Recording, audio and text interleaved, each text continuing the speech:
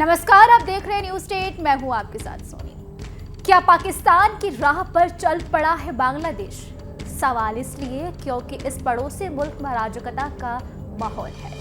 बांग्लादेश में हिंदुओं के खिलाफ हिंसा रुकने का नाम नहीं ले रहा है। बांग्लादेश के मौजूदा प्रधानमंत्री मोहम्मद यूनुस, जिन्हें शांति का नोबेल पुरस्कार भी मिला है, वो अपने ही देश में शांति कायम करने में नाकाम साबित हुए हैं। ऐसा इसलिए क्योंकि उन पर आतंकी संगठनों और कट्टरपंथियों का दबाव है। वो पाकिस्तानी हुक्मरानों की तरह ही इन्हीं लोगों के हित में फैसले ले रहे हैं, यानी बांग्लादेश के हालात पाकिस्तान जैसे हो गए हैं। शेख हसीना सरकार के तख्ता पलट के बाद बांग्लादेश में कट्टरपंथी दिन प्रतिदिन हावी होते जा रहे हैं, जहां हिंदुओं पर हमले की घटनाएं बढ़ती जा रही हैं। कट्टरपंथी खुलेआम हिंदुओं के कत्लेआम की धमकी दे रहे हैं। हिंदू मंदिरों पर हमले किए जा रहे हैं। हिंदुओं के घरों को और प्रतिष्ठानों में आगजनी की जा रही है। हिंदू संत कट्टरपंथियों के निशाने पर है। इस्कॉन से जुड़े संतों को गिरफ्तार किया जा रहा है।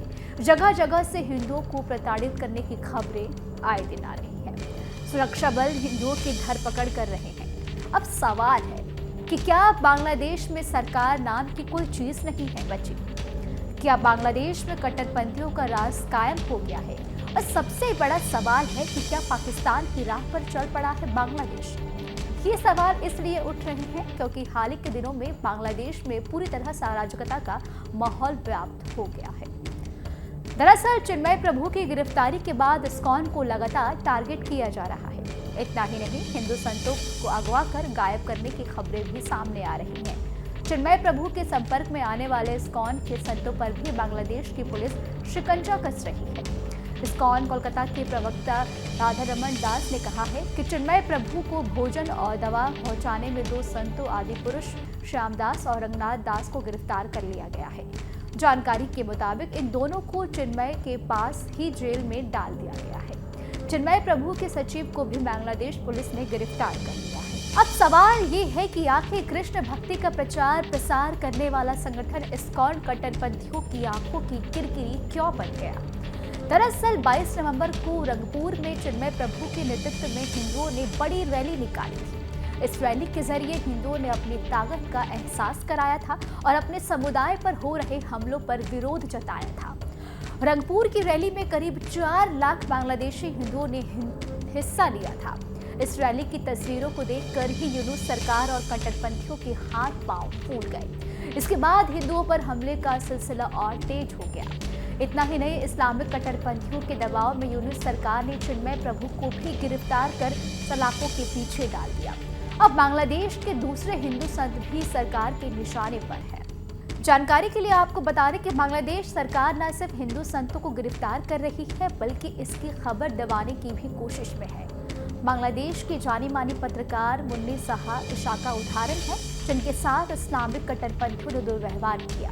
तस्वीरों में देख सकते हैं कि किस तरह से मुन्नी हमलावर भीड़ से घिरी हुई है। मुन्नी साहा पर भारतीय जासूस होने का आरोप लगाते हुए कट्टरपंथियों ने हमला किया, जिसके बाद पुलिस ने उन्हें गिरफ्तार कर लिया। मुन्नी इस वक्त बांग्लादेश पुलिस की कैद में है और वो सिर्फ इस वजह से है कि वो एक हिंदू पत्रकार है।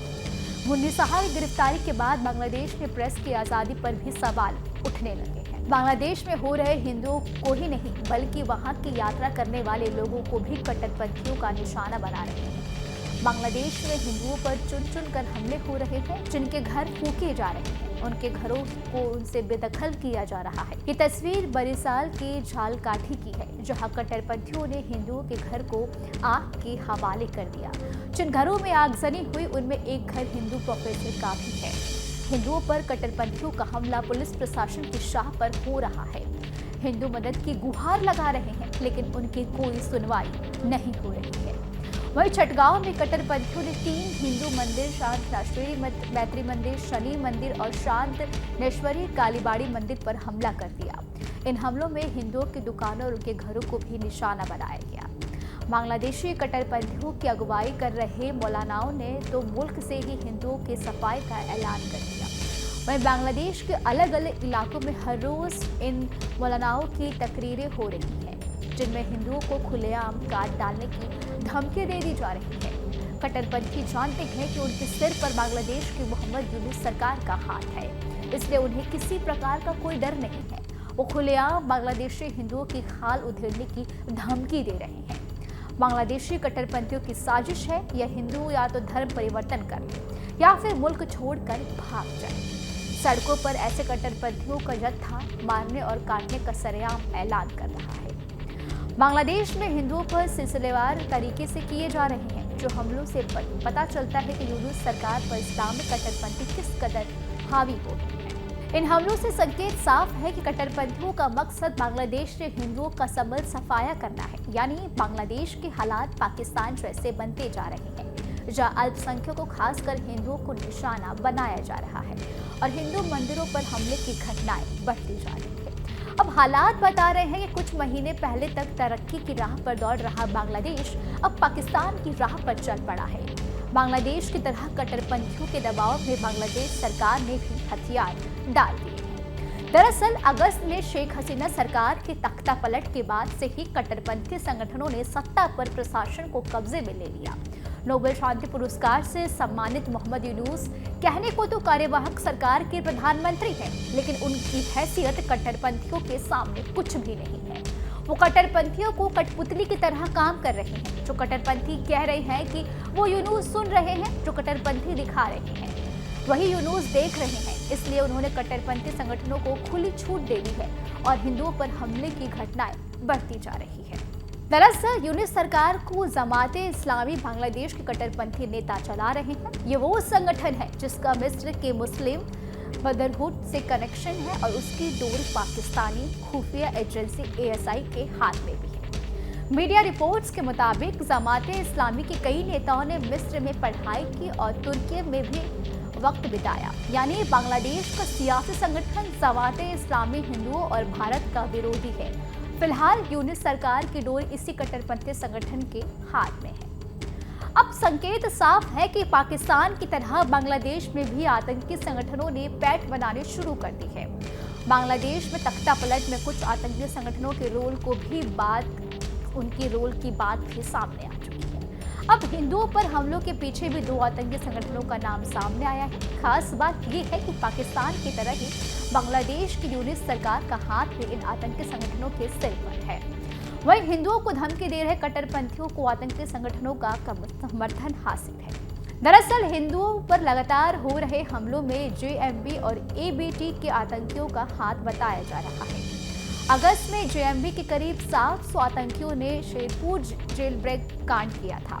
इसके बाद हिंदुओं पर हमले की घटनाएं बेहद क्रूर और जानलेवा हो गई थी। यूनुस सरकार ने ABT के मुखिया जसीमुद्दीन रहमानी को भी जेल से रिहा कर दिया था।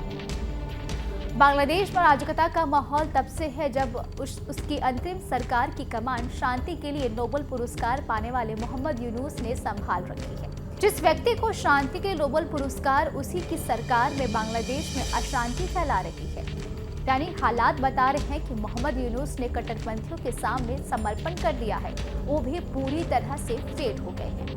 संकेत साफ है कि बांग्लादेश गहरे अराजकता के दौर में पहुंच चुका है, जहां हिंदुओं पर अत्याचार दिन प्रतिदिन बढ़ते जा रहे हैं। शांत के मसीहा बनने का दावा करने वाले मोहम्मद यूनुस भी कट्टरपंथियों के इशारों पर नाच रहे हैं। हालात पर जल्दी नियंत्रण नहीं किया गया तो वो दिन दूर नहीं जब बांग्लादेश दूसरा पाकिस्तान बन जाएगा, यानी तरक्की की राह पर चलने वाला देश एक फेल्ड स्टेट बन जाएगा, जिसमें विकास की रफ्तार थम जाएगी और कट्टरपंथी हावी हो जाएगी। फिलहाल इस खबर में अभी के लिए इतना ही। आपको हमारा वीडियो कैसा लगा हमें कमेंट करके आप जरूर बताएं और हमारे चैनल को सब्सक्राइब करना बिल्कुल ना भूलें। न्यूज नेशन अब व्हाट्सएप पर खबरों की ताजा अपडेट के लिए न्यूज नेशन के इस QR कोड को स्कैन करें।